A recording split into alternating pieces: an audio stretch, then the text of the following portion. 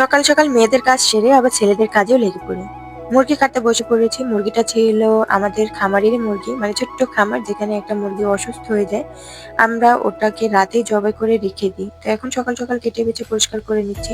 আমাদের যেহেতু গ্রামে বাড়ি, তো সকালেই ভাত তরকারির প্রয়োজন হয়। মুরগিটা কেটে বেছে রান্না করতে অনেকটা সময় লেগে যায়। তার মধ্যে কুকুরটা আবার দুষ্টুমি করছিল, ওখানে মারধর দেখিয়ে তো চলে আসছি তাড়াতাড়ি করে রান্না করতে। তো এখানে মুরগিটাই রান্না করে নিচ্ছি, আর এর সঙ্গে আমি একটু পোলাও ভাতও রান্না করে নেব।